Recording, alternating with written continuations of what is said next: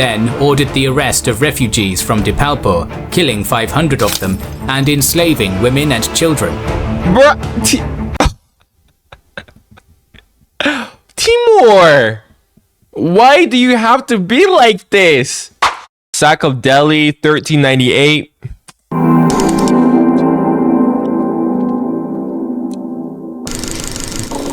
India has long been the target of invaders seeking to plunder the subcontinent's riches, its northwestern borders serving as a highway for many a Central Asian warlord. Those invaders had different goals and got different results. Some of them conquering, some just looted and retreated, some were rebuked, but never before had India faced someone like Timur, the man who wasn't from the Yo, never before have India faced someone like Timur. Nah, I swear, Timur. That's just so hype, bro. Anything with Timur, just pure hype. Line of Genghis, but probably was the Great Khan's worthiest successor. Shout out to Blinkist for sponsoring this video. Blinkist! Okay. Access for 1 week to try it out. Demonetized. After crushing Toktamish and razing the cities of the Golden Horde, Timur returned to Samarkand in 1396, where he detained ambassadors from the Ming dynasty and welcomed a pretender to the throne of the Northern Yuan. By then, rumour had reached Timur of the weakness within the Delhi Sultanate. As we covered in a previous video, the Delhi Sultans, especially Alauddin Khalji, had successfully repelled repeated Mongolian attacks in the later 13th and early 14th centuries. On Alauddin's death in 1316, he was succeeded by a young son, with his vizier Malik Kafur acting as regent. Kafur was quickly murdered, and Alauddin's son deposed by a brother, Mubarak Shah. Mubarak Shah ruled for only 4 years before he was murdered by his vizier in 1320, ending Delhi's Khalji dynasty. I reacted to so much people being murdered by now that Usurper was quickly overthrown by one of Alauddin Khalji's generals, Ghiyas al-Din Tughlaq.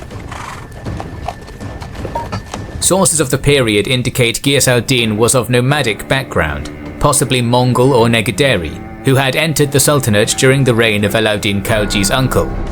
The long reigns of his successors, Muhammad Tughlaq and Firuz Shah, were stable, but saw the slow decline of Delhi's power, and permanent losses of Bengal and of the Deccan. The end of Firuz Shah's reign in particular saw the emergence of new factions when illness incapacitated him in his final years, such as his small army of slaves and a scheming vizier who tried to turn the Sultan against his only surviving son, Prince Muhammad. After Firuz Shah's death in 1388, the Delhi court exploded into political infighting. Firuz Shah's grandson was killed a few months after becoming Sultan, and how many people are gonna die? Another grandson was appointed in his stead.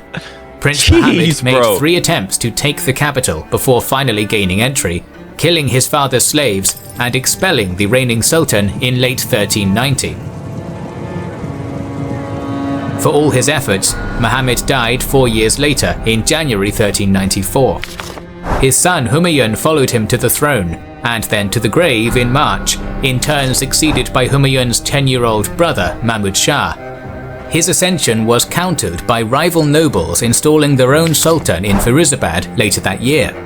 2 brothers emerged as the lead figures of the Sultanate during Mahmud Shah's reign, Sarang Khan and his brother Malu Iqbal Khan, who fought against the other power brokers for control of the Sultanate and the 2 sultans. Throughout this decade of political conflict, from 1388 until 1398, the power of the Delhi Sultan declined precipitously. The young sultans were essentially puppets, their influence barely extending beyond the walls of Delhi and Firuzabad. While lords across India still maintained nominal allegiance, they achieved de facto independence in this vacuum of central authority. In 1398, Malu Iqbal Khan swept away his rivals and secured his hold on Delhi and Mahmud Shah. You know, it's funny how you'll see Indians complaining about what the British did, right? But this is way before the British came to India. I mean, just look at how volatile of a region the Indian subcontinent was, right? You know, I'm just pointing that out because funny how I don't see anyone bringing this up like whatsoever, like at all, right? Like I always see Indians saying like, oh, if only we Indians acting like if there was the Indian identity. Like, no, there was not. Like, bro, like Indians back then didn't give a blast about no Indian identity or none of that. None of that. I'm just pointing this out because it's honestly just so annoying. While Timur claimed he invaded India to punish idolaters, his actual intent was little more than to loot the decaying sultanate. One of Timur's grandsons, Pir Muhammad, was given territory on the borders of Punjab and was encouraged to raid. In December 1397, Pir Muhammad invaded, defeating Malu Iqbal's brother and investing Multan. The city was stoutly defended, and Pir Muhammad requested aid from his grandfather. Only too eager to comply, Timur left Samarkand in March 1398 with perhaps 92,000 men, largely Turkic troops, crossing the Indus River in September, where he split his army in two, with a large force under Amir Suleiman reinforcing Pir Muhammad, while Timur proceeded to Depolpur. As Timur marched through India, local rulers submitted to him.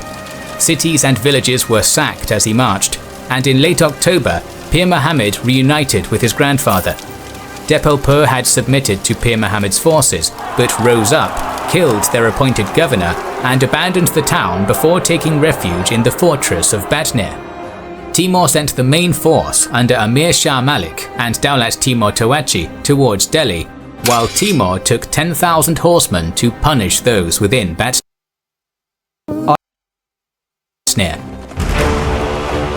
Considered impregnable, Bhatner was a Rajput stronghold commanded by Rao Daljit, giving shelter to Hindu and Muslim alike fleeing the conqueror. Timur's sudden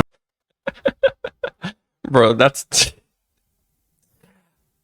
If there was one thing that everyone agreed with me on, was when I said that Timur, I don't consider Timur Muslim at all. Holy shit. Bro, that's how you know you're bad. Even Muslims are running from you. And usually Muslims tend to have a bit of bias in favor of other Muslims, right? Holy shit. That's so bad, bro. When other Muslims can't trust you. That's so bad, bro. arrival in early November surprised them, and Timur massacred everyone outside the gates. Ladders were assembled, and Timur's men took the outer walls. Despite fierce resistance, Rao Daljit knew they lacked the defenders to stall Timur and sent an envoy to discuss terms. Timur withdrew his forces, and on the 8th of November, Timur gladly took Daljit's gifts and his surrender, then ordered the arrest of refugees from Dipalpur, killing 500 of them and enslaving women and children. Timur! Why do you have to be like this? Why did he have to be like this? This guy got some, like, what? He got hit in his head or something? I mean, he had an injury as a kid. What was it, like in his arm or leg? I think his leg. Yeah, Timur Lane. Yeah, I think his leg. But I didn't think that hit his head. Like, why did he have to be so brutal? Like, did he just like that just cause? Was there anything to gain from it? Like, bro, I don't even think. No, I think he was just being brutal just because.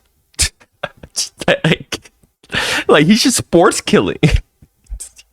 What the hell, bro? Rao Daljit's cousin, still within the fortress, closed the gates. For this, Rao Daljit was put to death, and the fortress was once again assaulted.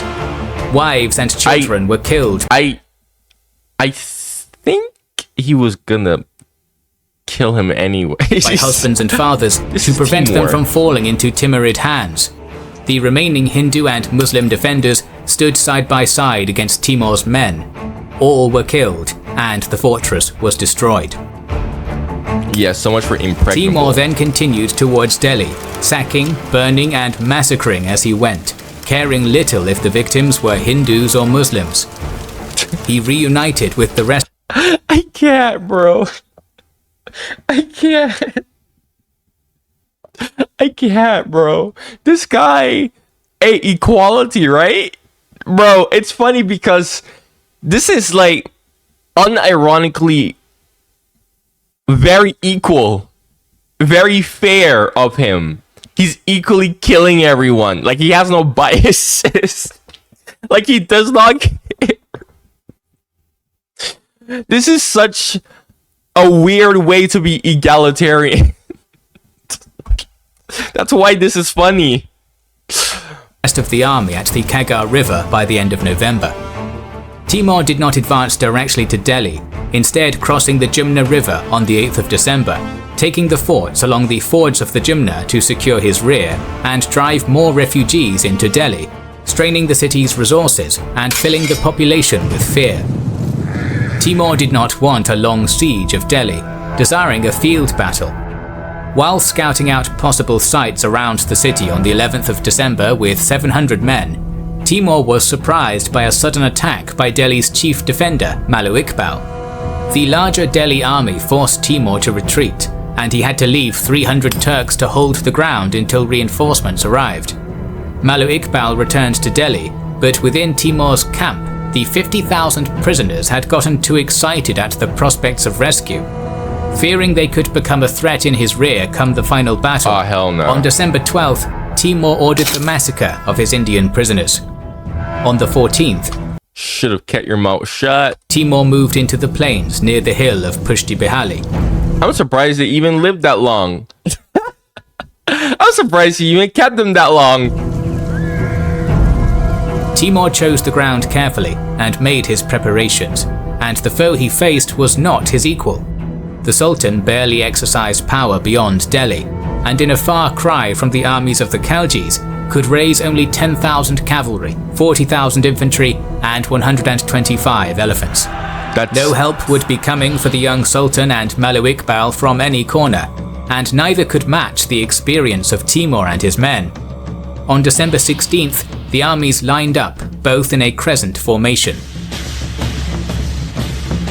Timur's right wing was commanded by his grandson Pir Muhammad, while the old conqueror led the centre, and his vanguard was under Prince Rustam.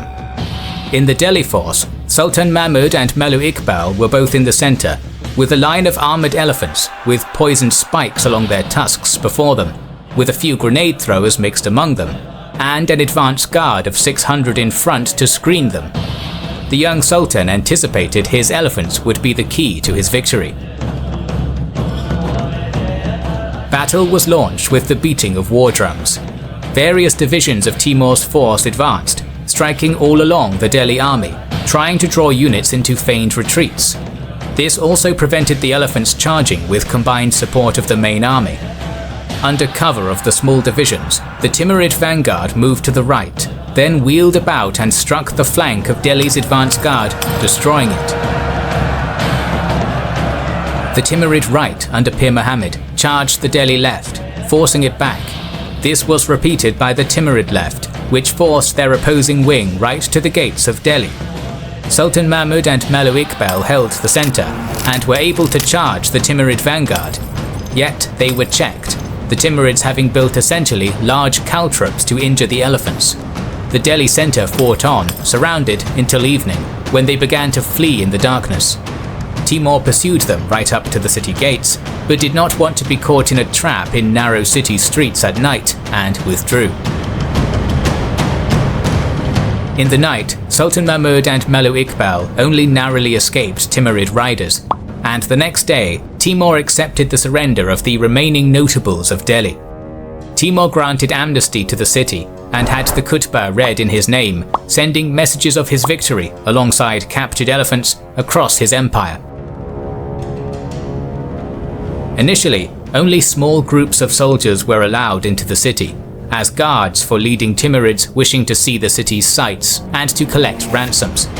However, quarrels broke out between soldiers and the citizens, and looting began, first on a small scale. I was waiting for it. I'm like, nah, this is way too peaceful. I'm like, this is out of pocket of Timur. Very uncanny of Timur. There's no way this is gonna be peaceful. I didn't want to say nothing yet. I'm like, nope, this is too good to be true. The following day, this turned into thousands of soldiers rushing into the city to take what they could. And in the next few days, the city was sacked. Prisoners, precious stones, and fabrics were all carried out of the city. Although Timur insisted he did not order the plunder, when news reached him that people were resisting and were held up within the Jama Masjid, he ordered his generals to kill them on the 21st. But I'm like, no. I'm like, he sacked the city, but he has to kill someone. He's not Timur if he doesn't kill someone. The entire city was now left to the depredations of Timur's entire army for the next week, killing and burning whoever was left within. By the time Timur left on the 31st of December 1398, Delhi was left a smouldering ruin. The poor souls who had survived the assault were left with famine and disease, and it would be 15 years before Delhi again had a stable government. Timur had no interest in building an empire in India, and soon news reached him of the expansion of the Ottoman Sultan Bayezid towards Timurid territory. Timur knew a showdown between them was coming, and so do you. So make sure you are subscribed to our channel and have pressed the bell button. I already watched the Battle of Ankara by History Marche. That was epic. I would pay to wipe my memory and rewatch that battle. That was epic. But if you're new to my channel, you have any suggestions, comment it down below. Make sure to subscribe for more videos like this if you like my reactions on what I have to say in my videos. If you're an active viewer, you have a bunch of suggestions for me, I highly recommend you to go join my channel membership. 99 cents a month. You get good perks. The main one being that I react to your stuff much more quicker. I give you more priority. If you need me to upload my stuff quicker, I'm going to make sure I can upload it earlier if you need me to. Although I make sure that I upload my stuff pretty early for everyone to see anyways. But if you still need me to do stuff much earlier, there's also that as well. And also a few other more perks. Like I said, right now I have 2 members, but when I get more, hopefully in the future, I'll like expand on that. Okay, so I'm not like ignoring it, leaving it idle. Nah, I'm planning to expand that more. So thank you for watching. Make sure to like again, subscribe, turn on the bell, and goodbye.